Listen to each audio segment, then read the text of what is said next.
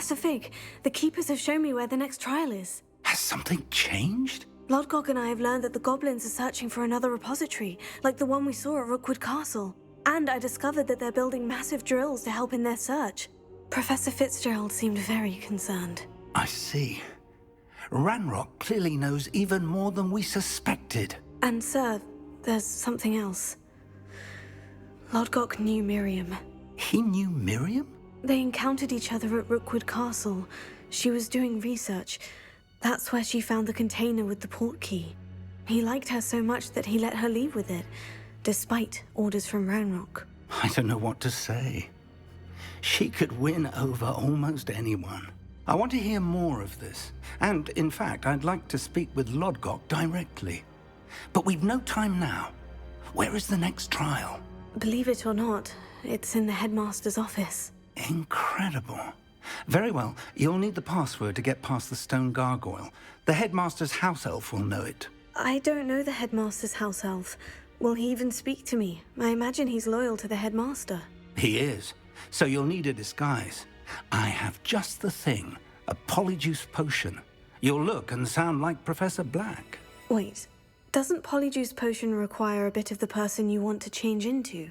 And take ages to brew? It does. So how do you already have Polyjuice potion to change into Professor Black? One never knows when such a thing may come in handy.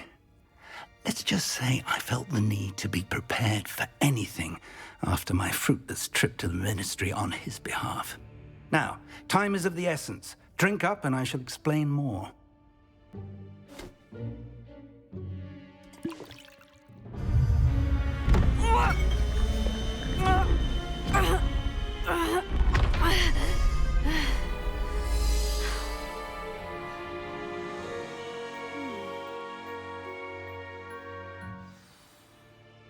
How do you feel? Incredible. I won't forget that taste anytime soon. How do I sound? Convincing. I've taken the liberty of transfiguring your robes. As we discussed, you'll need the password from Scrope, who could be anywhere in the castle. You might look for Professor Kogawa. She's taken to badgering the poor elf about Quidditch in the hopes that he can convince Black to change his mind. Thus far, unsuccessfully. I see. But what if Professor Black sees me? Leave him to me. I shall tell him where to meet a liaison from the Ministry in Hogsmeade.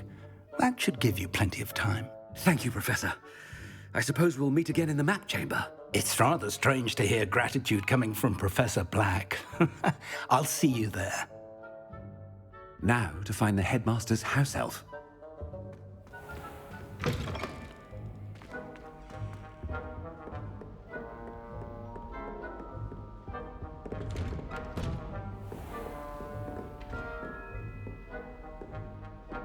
Professor, a moment of your time, please.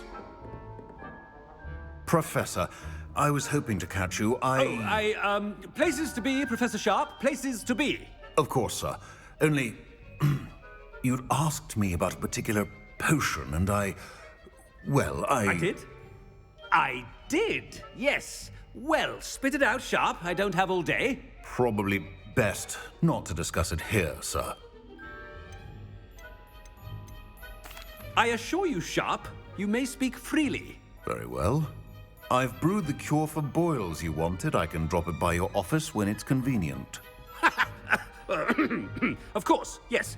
No need for all the cloak and dagger. Simply have a student deliver it. A student. Very well, sir, if you insist. I do. And thank you, Sharp. I just hope you've brewed enough for all my boils.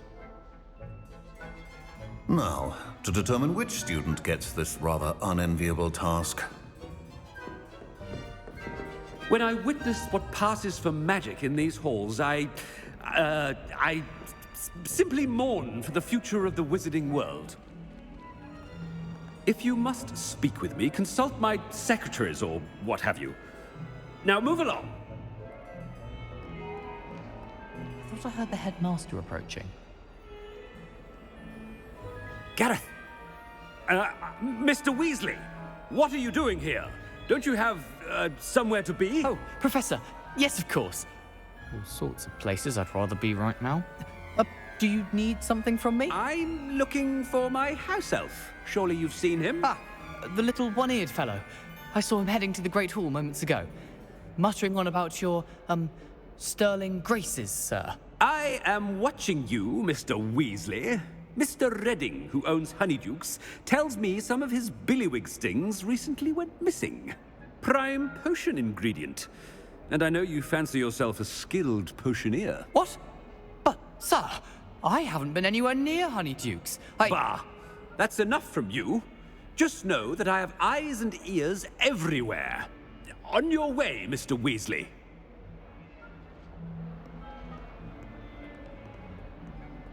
Well, there's one for my diary.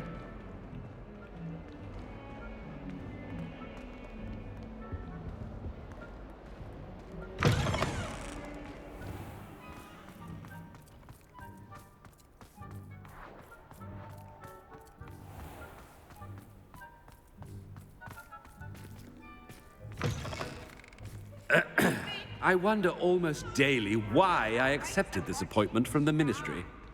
Can't catch thieves! Woohoo! Professor Black, how are you, sir? Mr. Gaunt, where do you think you're going? I beg your pardon, sir. I'm simply on my way outside. Taking the day off, eh? Typical student, wasting the hours away. I have to write 20 inches on Dittany and its uses. Was heading to the greenhouse. Ah, yes! Mixed with, bubo tuba pus makes a fine, mustache paste. Yes, mustache paste. I find. Are you feeling all right, sir? You don't seem yourself. I assure you I am quite healthy, Gaunt. If I need a medical diagnosis, I shall head to St. Mungo's.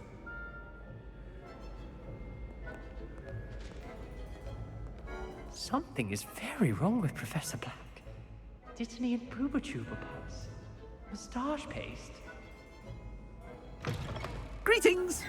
I mean, out of my way, children. Professor, a word? Professor Black, again, it is not too late to reconsider your decision regarding Quidditch. We could still have trials and a somewhat shortened season. It would be better than none at all. But the injury, Madam Kogawa. Professor, more than one student has taken a bludger to the head on our pitch. I dare say it knocked some sense into them. And they're fine now. The fact that it happened to be a pureblood, well, that's no reason to... What nonsense! That you would trivialize the health of a student over a silly game. A silly game? You are quite impossible sometimes. Sir, I've a good mind to write to the Department of Magical Games and Sports at the Ministry about you. Good idea. I can even provide the parchment should you need it. Now, where is my elf? Parchment? Very well, I will, and with pleasure. And I spotted Scrope in the Great Hall. Seems to be avoiding me. I wonder why. Good day, Madam Kogawa.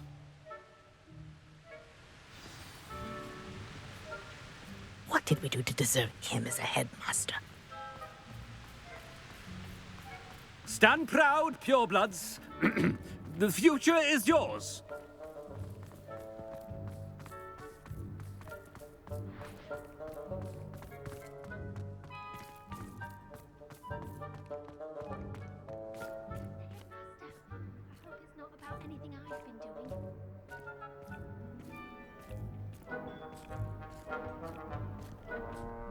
Miss Broom, a word. Oh, Professor, this is an interesting surprise. It's Bloom, by the way. Remind me of your area of affinity, Broom. OWLs are swift approaching. Charms, sir. Non-verbal spells. Might work on one that makes me disappear. Well, keep at it, Broom. And before you know it, you'll be as invisible as that new fifth year seems to be. They're not invisible, sir. I've seen them near the library. In fact, they help me with my, heavy books. Speaking of invisible, where's my blasted house elf?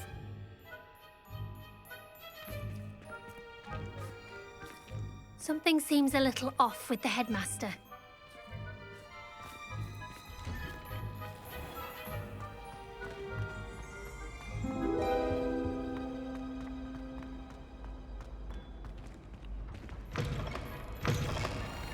chewing with your mouth open? Where are your manners? Professor, a word, please. Hello, Professor Black. Ah, Professor Weasley. How delightful to see you. Sir? Since I have you here, I wonder if I might, speak with you about Professor Fig. Oh, very well. I've decided to give him a bit more, leeway with his time. Leeway, Professor? Are you sure that's wise? I confess I do worry for his students. He's rarely here as it is.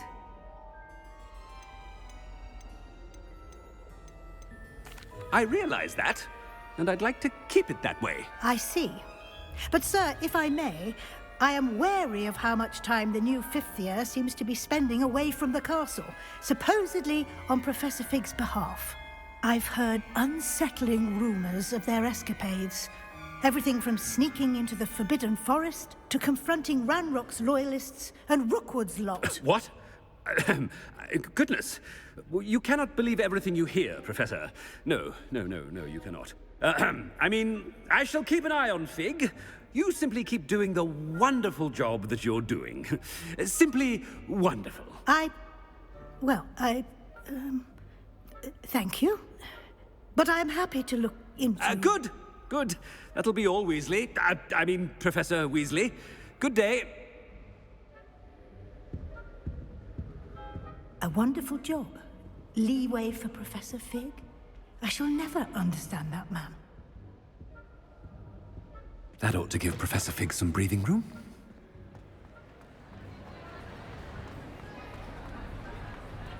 Professor Black is happy with Scrope's performance as his house elf. Attention, students! I hereby decree that the Great Hall be forthwith decorated in the elegant banners of Ravenclaw. I shall be taking no questions at this time, or ever.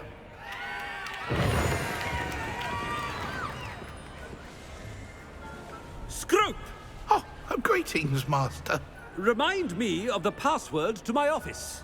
Oh, but Master made Scrope swear never to tell anyone, even Master himself. How dare you question me? I've a mind to give you a matching set of ears. Yes, sir. Of course, sir. Scrope begs forgiveness. It is the Black family motto, Master. Right. Of course. Master does remember it. It's purebloods forever, isn't it? Close, Master. Scrope thinks Master is indeed testing Scrope. It is always pure. Obviously. And, of course, as Master knows, in French. Yes, of course. I order you to pronounce it for me.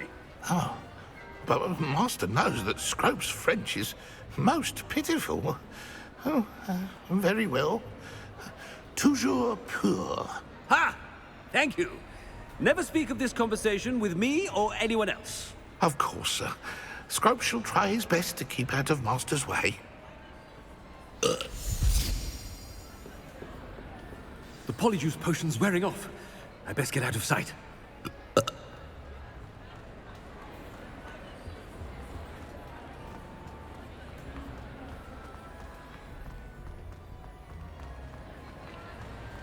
Made it.